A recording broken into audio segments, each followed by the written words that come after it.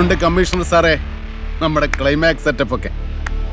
ഇതൊക്കെ തുടങ്ങിയത് ഒരു സിനിമയുടെ പേരിൽ ഈ വീട്ടിന്റെ മുറ്റത്ത് വെച്ചല്ലേ? അപ്പൊ ഇതിന്റെ ക്ലൈമാക്സും ഈ വീടിന്റെ മുറ്റത്ത് വെച്ച് തന്നെ ആകട്ടെ. വെട്ടി കീറടാ അവന്റെ കണക്ക് പുസ്തകം.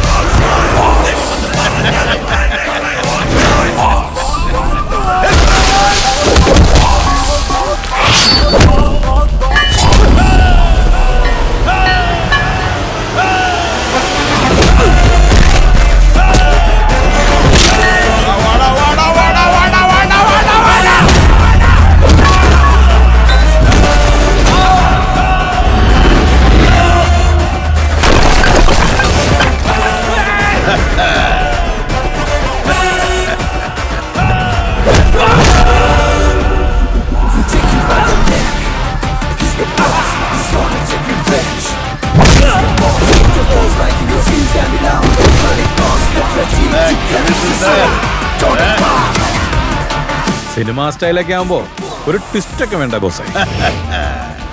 ക്ലൈമാക്സ് അല്ലേ, നമുക്കൊന്ന് പൊലിപ്പിക്കണ്ടേ? ആ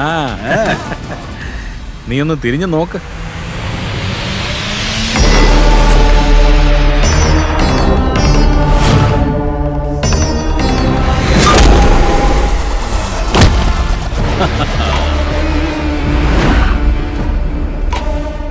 ഈ ട്വിസ്റ്റ് എങ്ങനെയുണ്ടടാ?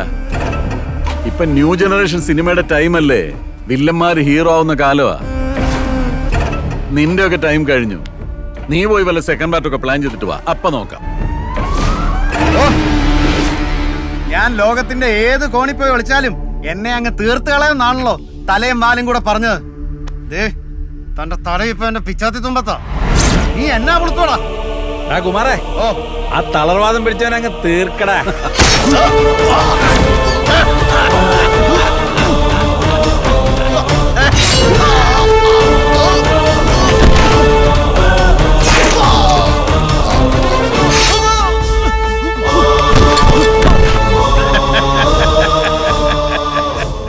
ഓൾഡ് ജനറേഷൻ ആയാലും ന്യൂ ജനറേഷൻ ആയാലും ബോസ് ഹീറോടാ.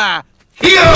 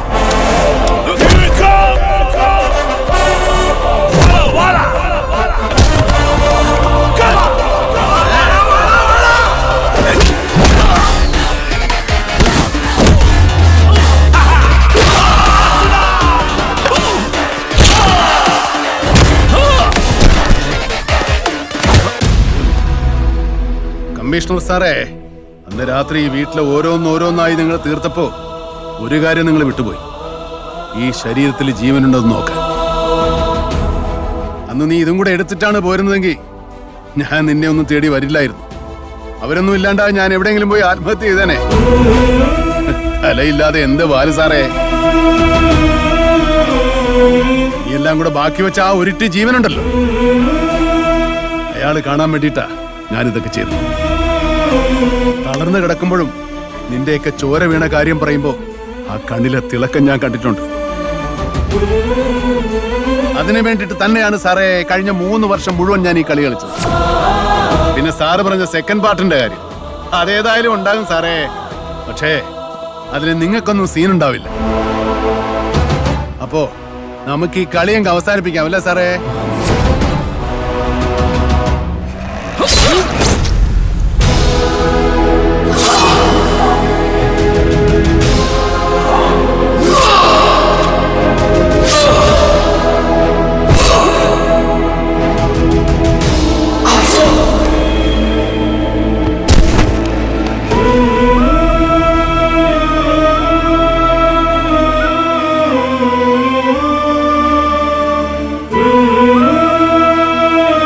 ബോസേ നോക്കണക്കെ മറക്കലേ വാ.